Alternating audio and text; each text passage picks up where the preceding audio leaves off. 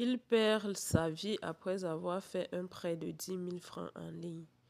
Alors, je vous raconte là l'histoire de Martin, un jeune homme plein de vie qui venait à peine de débuter dans la fonction publique. Un jour, Martin a décidé de faire un prêt de 10 000 francs en ligne. Et le prêt lui a été accordé, mais la condition était qu'il rembourse, au lieu de 10 000 qu'il a prêté, qu'il rembourse 10 100 francs après 2 jours. Et après 2 jours, Martin a oublié de rembourser ses 10 100 francs. Une semaine après, Martin a reçu un message qui lui disait: nous sommes passés à l'ordre de 300% d'intérêt. Et il a négligé. Il s'est dit, dès qu'il aura l'argent, il va leur envoyer leurs 10 100 francs. 2 semaines après, il reçoit encore un autre message qui lui dit: nous sommes passés à l'ordre de 400% d'intérêt. Et c'est comme ça qu'il a pris peur. Il a essayé de parler de ça avec ses collègues. D'aucuns lui disaient: ah, cherche juste leur argent, tu leur rembourses. D'autres lui disaient: ah, ils sont des arnaqueurs, ils dérangent. Martin a donc pris la décision de leur rembourser leurs 10 100 francs. Il l'a fait, mais il a reçu un autre message qui lui disait: nous sommes passés à l'ordre de 600% d'intérêt. Et là, il leur a écrit un message en leur disant: j'ai fait un prêt de 10 000 francs chez vous. Vous m'avez demandé de rembourser 10 100 francs, chose que j'étais d'accord, et je l'ai déjà fait. Ces gens lui ont réécrit un message en lui disant: jusqu'à présent, nous acceptons que tu le rembourses avec cet intérêt de 600% d'intérêt. Donc, passé ce délai, nous ne prendrons plus cet argent. Et Martin est resté tranquille. Un mois après, il reçoit un message qui lui dit: nous attendons toujours notre argent. Et sache que nous avons un œil gardé sur toi. Nous voulons cet argent. Nous avons le contrôle sur toi. La preuve, tu ne dormiras pas cette nuit. Et Martin a pris ça comme de la rigolade. Une fois chez lui après minuit, il s'est rendu compte qu'il y avait des personnes qui faisaient le tour de son lit, qui chuchotaient tout autour de son lit, qui le contournaient, qui faisaient la ronde tout autour de son lit. Et il a pris peur. Il est sorti, s'est enfui. Il est allé dormir chez une connaissance. Et très tôt le matin, on lui a renvoyé un autre message en lui disant: tu as la preuve que nous avons le contrôle sur toi. Donc, arrange-toi à nous envoyer tout notre argent. Et les délais passés, nous ne prendrons plus cet argent. Et c'est comme ça que Martin a vraiment commencé à avoir peur. Il est allé voir un de ses collègues avec qui il s'entendait bien. Il lui a expliqué la situation. Son collègue lui a dit: ça commence à devenir inquiétant. Je vais t'amener quelque part. Je vais expliquer ça à ce monsieur. Ils sont allés chez un féticheur, ils ont expliqué. Le féticheur a demandé une certaine somme d'argent pour travailler sur lui, lui disant qu'effectivement, ces gens chez qui tu as prêté de l'argent ont le contrôle sur toi. Ce ne sont pas des bonnes personnes et qu'ils veulent du sang. Et c'est comme ça que Martin a donné tout ce que le féticheur demandait. Le féticheur a travaillé sur lui. Et Martin est rentré. 2 jours après, on lui a envoyé sa photo où il était sur le féticheur en lui disant que tout ce que tu fais là, sache que nous avons le contrôle sur toi. Nous attendons encore notre argent. Tu as peu de temps pour nous envoyer cet argent. Et Martin a vraiment eu peur. Il a cherché un peu d'argent, il leur a renvoyé cet argent. Il a encore reçu un autre message qui lui disait: ça ne suffit pas. Et c'est comme ça que Tout le temps, quand il avait un peu d'argent, il envoyait, mais il continuait à recevoir des messages de menaces qui lui disaient que cet argent ne suffisait pas, que nous sommes passés à l'ordre de 600% d'intérêt. Et Martin, ne sachant plus quoi faire, il a commencé à être soucieux. Il ne dormait presque plus. Il avait peur tout le temps. Et il a encore fait part de cela à son collègue avec qui il était allé chez le féticheur.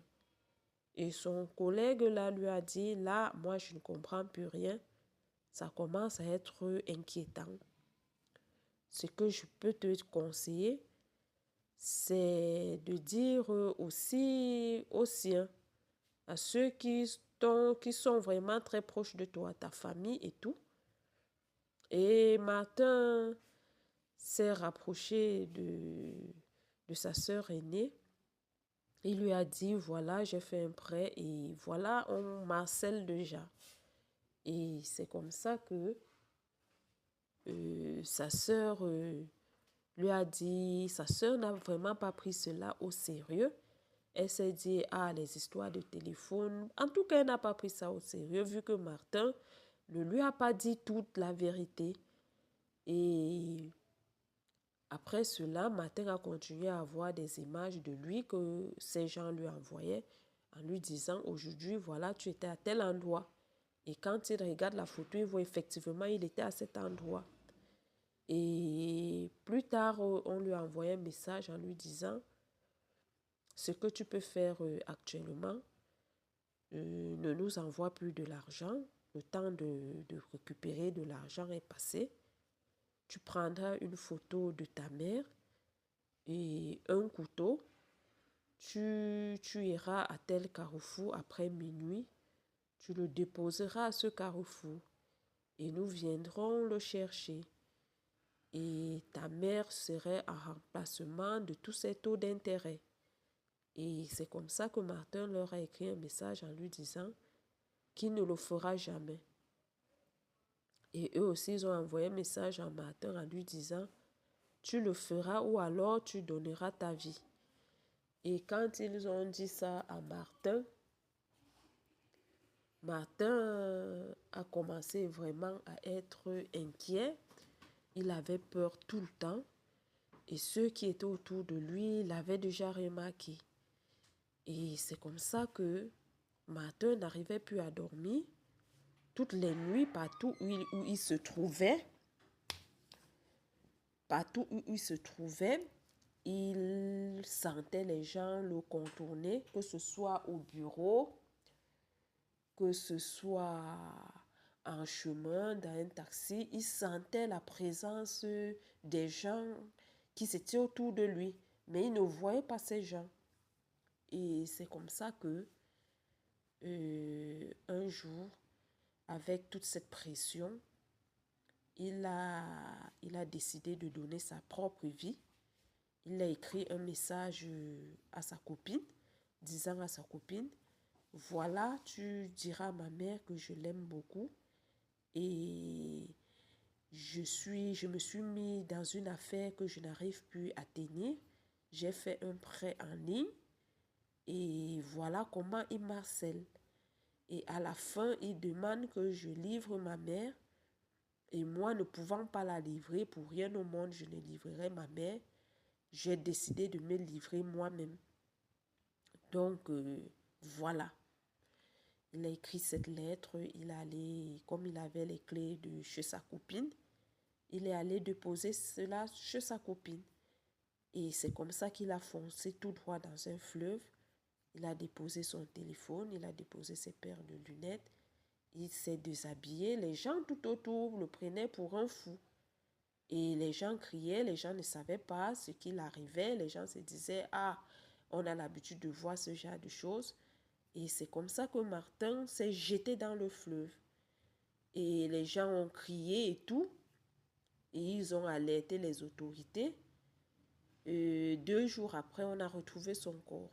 Sa copine, l'essayant déjà au téléphone, ne parvenant pas à la voir, avec tout ce qui s'est dit, ils ont donc compris que c'est Martin qui s'était jeté dans le fleuve. Et c'est comme ça que sa famille a pu récupérer son corps après 2 jours. Et c'est comme ça qu'on a eu ses confidences. Sa copine a dit que dans cette lettre, il a tout expliqué, qu'il a fait un prêt d'argent en ligne et il a oublié de le rendre après 2 jours. Et c'est comme ça qu'on lui a envoyé des messages en lui disant le taux d'intérêt est élevé, voilà, tu vas payer comme ça et tout. Et ne pouvant plus, il n'en pouvait plus, il a fait tout ce qu'il pouvait, mais ça n'a pas tenu.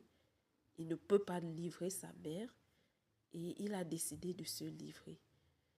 Alors là, c'est pour attirer l'attention de beaucoup de jeunes qui se disent que tout ce qui est au téléphone, qu'on doit le prendre à la légère, non. C'est vrai qu'il y a des prêts en ligne, il y a ceux qui le font légalement et il y a aussi des brebis galeuses. Quand vous frappez à la mauvaise porte, voilà un peu les conséquences qui surviennent. Donc, il faut faire beaucoup, beaucoup trop attention à tout ce qu'on voit en ligne.